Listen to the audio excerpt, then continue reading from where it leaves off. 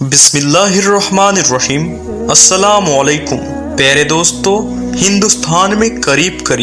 100 کروڑ ہندو آبادی رہتے ہیں، تو آج ہم جانیں گے کہ ہندو کس نبی کی امت ہے۔ پیارے دوستو، قرآن کریم میں اللہ تعالیٰ فرماتے ہیں کہ ہم نے ہر قوم کے اندر نبی اور ڈر سنانے والا بھیجا ہے، اور پھر حدیث مبارکہ سے ہمیں یہ بھی پتہ چلتا ہے کہ پوری دنیا کی ہر قوم، ہر ایک جگہ جہاں انسانیت آباد تھی، وہاں 1,24,000 پیغمبر بھیجے گئے ہیں، لیکن ان میں سے صرف 25 پیغمبر کا ہی ذکر ملتا ہے، کیونکہ اگر ان سب کے نام، زندگی اور کرموں کا حالت بیان ہوتے تو پھر قرآن عبرت کی کتاب کے بجائے تاریخ کی کتاب زیادہ معلوم ہوتی، شاید اسی لیے ان کا ذکر کرنا ضروری نہیں تھا۔ مگر آج ہندو مذہب کے ماننے والے لوگوں کا دعویٰ ہے کہ ان کا ہندو مذہب مسلمانوں کی تاریخ سے بھی ہزاروں سال پرانا ہے،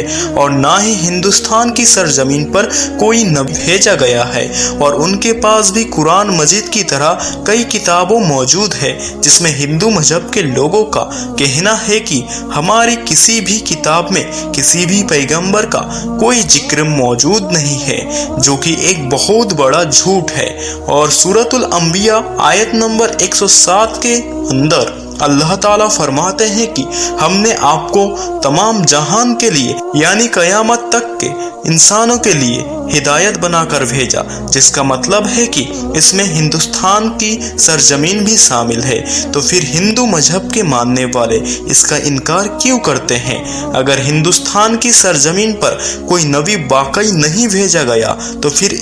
قوم کیسے آباد ہوئی؟ اس سوال کا جواب تاریخ سے جاننے کی کوشش کرتے ہیں، اور ایسے سوال کے جواب جانتے ہیں جو تمام ہندو اسکالر دنیا سے چھپاتے ہیں۔ ہندو مذہب کے ماننے والے لوگوں کا دعویٰ ہے کہ یہ دنیا کا سب سے پرانا مذہب ہے، اتنا پرانا کہ جب اسلام یا مسلمان لفظ کا وجود تک موجود نہیں تھا، جو کہ صحیح بھی ہے، کیونکہ کفر اور شرک کی شروعات تو اسی دن سے ہو گئی تھی جب حضرت آدم علیہ السلام کے بیٹے قابل نے حابل کو قتل کیا تھا، اور ان سے الگ ہو کر کفر اور شرک کا اندر مبتلا ہو گیا تھا۔ اور اتہاس اس بات کا بھی گواہ ہے کہ حضرت ابراہیم علیہ السلام کی قوم بھی بت پرستی تھی، اور اس بات سے بھی واقف ہے کہ حضرت موسیٰ علیہ السلام کی قوم نے بھی ایک وقت پر سونے کی بچڑے کی عبادت شروع کر دی تھی، یہاں تک کہ رسول صلی اللہ علیہ وسلم کے اعلان نبوت سے پہلے کعبے کے اندر بھی 360 مورتیاں موجود تھی، جنہیں مکہ فتح کرنے کے وقت صحابہ کرام نے توڑ کر ٹکڑے کر دیا، جس سے یہ معلوم ہوتا ہے کہ بت پرستی تو دنیا کے پہلے انسان حضرت آدم علیہ السلام کی نافرمان اولاد کے بعد سے آج تک موجود ہے، مگر اس کا تعلق کسی مذہب سے نہیں ہے بلکہ گمراہی سے ہے، جو کہ شیطان ان سے کرواتا رہتا ہے۔ جہاں تک ہندوستان کی سرزمین کا تعلق ہے تو یہاں پر ان لوگوں کی ہدایت کے لیے یقیناً کوئی پیغمبر بھیجے گئے جن کی کچھ تعلیمات پرستی اور گمراہی شروع ہو گئی، کیونکہ ان کی کتابوں میں بھی آج بھی ایک خدا کی عبادت کا حکم دیا گیا ہے۔ انہیں بھی یہ بتایا گیا ہے کہ خدا کا کوئی شریک نہیں ہے، وہ ایک ہی ہے، اس کی کوئی اولاد نہیں، مگر پھر بھی اس کے کوئی مورتیاں بنا کر، اس کے شریک خدا بنا کر اس کی پوجا ہوتی ہے۔ اور آج تک ہندو مذہب کے اندر چھوٹے بڑے مل کر 36 کروڑ دیوی دیوتا مانے جاتے ہیں، یا یوں کہے کہ آج تک 36 کروڑ بت بنائے جا چکے ہیں۔ ہندو اسکالرز کا یہ دعویٰ ہے کہ اسلام کی شروعات آج سے 1400 سال پہلے ہوئی، اور ہندو مذہب دنیا کا سب سے پرانا مذہب ہے، اسی لیے اسلام کا ہندوستان کی سرزمین سے کوئی تعلق نہیں۔ مگر ایک کم عقل اس بات کو نہیں جانتے ہیں کہ دنیا کا پہلا پیغمبر ہی ہندوستان کی سرزمین پر اتارا گیا تھا۔ پہلا پیغمبر ہی کیا، وہ تو اس دنیا کے पहले इंसान भी थे। जी हाँ, और वो है हजरत आदम अलैहिस्सलाम। आप अलैहिस्सलाम को दुनिया में उस वक्त हिंदुस्तान की सरजमीन श्रीलंका की पहाड़ी पर उतारा गया था, जहां आज भी उनके कदम का निशान मौजूद है। यानी इस सरजमीन पर पहला कदम ही एक मुसलमान पैगंबर ने रखा था, जिसका मतलब साफ है कि इस्लाम की शुरुआत अरब मुल्क से नहीं बल्कि हिंदुस्तान से ही हुई। और मुसलमान लफ्ज का मतलब है अपनी ख्वाहिशों को रब के हवाले करने वाला, उसका हुक्म मानने वाला इंसान। अब हैरत अंगेज करने वाली बात ये भी है कि आदम संस्कृत जबान का लफ्ज है, जो कि हिंदुस्तान की सरजमीन की पुरानी जुबान है, ना कि अरब की जुबान है। और संस्कृत में आदम का मतलब है पहला शुरुआती या असली, और आदम अलैहिस्सलाम को कदीम संस्कृत की किताबों के अंदर नूह कहकर पुकारा गया है। अगर हिंदू किसी तरह से उनके वजूद का इनकार करने की कोशिश करे तो ऐसा बिल्कुल नामुमकिन है, क्योंकि उन्हीं की मुकद्दस किताब ऋग्वेद और पुराण में आदम अलैहिस्सलाम की पैदाइश और फरिश्तों का उनके सजदा करना, और आदम अलैहिस्सलाम की पसली से हजरत हवा की पैदाइश और शैतान का, इन दोनों को बहका कर जन्नत से निकालवाना और जमीन पर उतार देना, इन सब का जिक्र मौजूद है। बिल्कुल ऐसे ही जैसे कुरान पाक की सूरतुल बकरा में और इसी तरह इंजिल में भी आपका जिक्र किया गया है। इसका मतलब अगर इन तीनों दुनिया की सबसे बड़ी नायाब किताबों के अंदर एक जैसी चीजें मौजूद है, तो इनका सोर्स भी एक ही होना चाहिए, यानी एक खुदा। और एक खास बात है कि श्रीलंका की सरजमीन से हिंदुस्तान की सरजमीन को जोड़ने के लिए कुदरती पुल आज भी हजारों साल से पानी के दरमियान मौजूद है, जिसका बनना कोई इत्तेफाक नहीं। अब सबसे अहम सवाल ये है कि हिंदुस्तान की सरजमीन पर जिस भी पैगंबर को भेजा गया होगा, क्या उसके बारे में हमें तारीख में कुछ सबूत मिलते हैं। मगर सबसे पहले तो ये बात है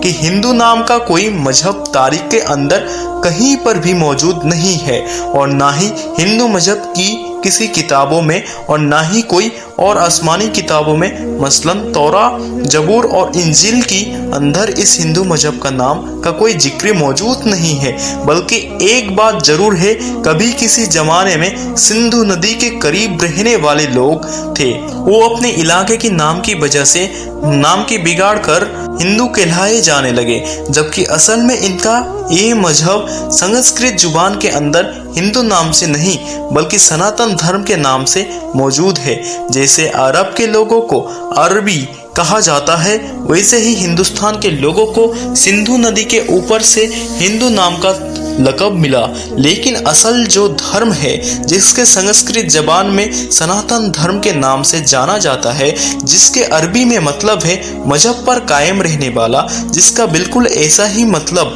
कुरान करीम के सूरा रूम के अंदर भी मौजूद है, जहां पर इस्लाम को हमेशा बाकी रहने वाला दीन कहा गया है, यानी सनातन धर्म का मतलब भी मजहब इस्लाम है। और तारीख के हवाले और मजबूत दलीलों से ये पता चलता है कि इनके वादों में हजरत नूह अलैहिस्सलाम का जिक्र भी साफ तौर पर किया गया है, जिसमें उन्हें नूहा कहा गया है। वेदों में पैगंबर को मनु कहा गया है, और नूह अलैहिस्सलाम को बड़े सैलाब वाला मोनू कहकर बयान किया गया है, और उनकी कश्ती से लेकर सैलाब तक का तमाम वाक़िया तफसील से मौजूद है, जैसे कि कुरान के सूरतुल हद के अंदर भी बयान है। और वेदों में लिखा है कि जब बड़े सैलाब के बाद दुनिया फिर से आबाद होगी, तो मैं उन वेदों की नफिया के अंदर भी हजरत नूह के तूफान के बारे में बयान किया गया है। याद रखें दोस्तों, हिंदुओं में यानी सनातन धर्म में पुराण है, हमारे यहाँ कुरान है, तो कुरान के अंदर भी हजरत नूह अलैहिस्सलाम की तूफान के बारे में बयान किया गया है। और ये भी बताया गया है कि उस मोनू के खुदा ने कश्ती बनाकर उसके अंदर जानदार को सवार करने का हुक्म दिया, जिसके बाद एक अजीम तूफान आया जिसमें हिंदुस्तान की सरजमीन पर जिंदगी का खत्म कर दिया। अब ये बात तो साफ है कि नूह लफ्ज़ संस्कृत किताब के अंदर भी मौजूद है, जिसका मतलब है कश्ती वाला, जो कि अरबी जबान के अंदर भी इन सब बातों से एक बात बिल्कुल آئینے کی طرح صاف ہے کہ ہندوستان کی سرزمین اور نوح علیہ السلام کے درمیان ایک تعلق موجود ہے، اور طوفان کے بعد جن بیدوں کو لانے کی بات کی گئی تھی وہ حضرت نوح علیہ السلام کی تعلیم بعد ہندو سرزمین پر ان کے بیٹے کی نسل سے آگے پھیلنا شروع ہوئی۔ اس کے بعد اس قوم نے گمراہ ہو کر بت پرستی کرنا شروع کر دی، اور تاریخ کے حوالے سے ہمیں یہ پتہ چلتا ہے کہ نوح علیہ السلام کی قوم کے جیسے دیوی دیوتاؤں کی پوجا کرنے کا طریقہ دنیا میں کہیں اور موجود نہیں تھا، اور قرآن کریم میں نوح علیہ السلام کی قوم کو سابی کہا گیا ہے، جو عراق کی سرزمین کو کہتے ہیں، جہاں پر صرف حضرت ابراہیم علیہ السلام پیدا ہوئے تھے، جن کی قوم یہی مشرک تھے جنہوں نے نوح علیہ السلام اور ان کے درمیان آنے والے تمام انبیاء کی تعلیمات کیا کرتے تھے۔ اسی لیے خدا کے ساتھ ساتھ فرشتوں کی مورتیاں بھی بنا کر انہیں خدا بھی کہنا شروع کر دیا، بالکل ایسے جیسے ہر بڑے کام پر اللہ نے فرشتہ کو مقرر کیا ہے اور وہ ہر بڑے کام پر اللہ کی طرف سے پابند ہے۔ اسی طرح ان لوگوں نے ہر کام کروانے کے لیے الگ الگ خدا کی مورتیاں کی صورت میں بنا دیے۔ یہ لوگ ستاروں اور آگ کی بھی پوجا کرتے ہیں، اسی لیے آج بھی ہندو قوم ستاروں کے علم کے اندر اتنا یقین رکھتی ہے کہ جس کو ایسٹرولوجی کہتے ہیں، اور آگ کی بھی پوجا کرتے ہیں اور اسے مقدس جانتے ہیں۔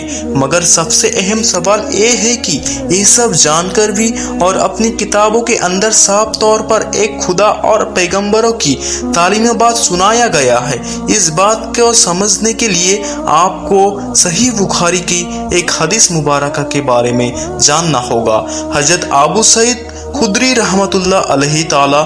عنہ سے روایت ہے کہ رسول کریم صلی اللہ تعالی علیہ وسلم نے فرمایا کہ قیامت کے دن جب حضرت نوح علیہ السلام اور ان کی قوم کی بلایا جائے گا، اور اللہ تعالیٰ نوح علیہ السلام سے یہ سوال کرے گا کہ کیا آپ نے اپنی قوم تک میرا پیغام پہنچا دیا تھا، تو حضرت نوح علیہ السلام پیغام فرمائیں گے کہ بے شک میرے مالک۔ اس کے بعد نوح علیہ السلام کی قوم سے پوچھا جائے گا کیا نوح نے میرا حکم تم تک پہنچا دیا تھا؟ وہ لوگ انکار کریں گے کہ نہیں، ہمارے پاس کوئی بھی ڈر سنانے والا نہیں آیا، ہمیں آپ کا کوئی پیغام نہیں ملا۔ اللہ تعالیٰ نوح علیہ السلام سے فرمائیں گے کہ آپ کا گواہ کون ہے؟ تو حضرت نوح علیہ السلام فرمائیں گے کہ میرا گواہ حضرت محمد مصطفیٰ صلی اللہ تعالی علیہ وسلم ہے اور ان کی امت ہے۔ پھر تم لوگوں کو پیش کیا جائے گا اور تم لوگ گواہی دینا کہ نوح علیہ السلام نے اپنا پیغام یا اللہ کا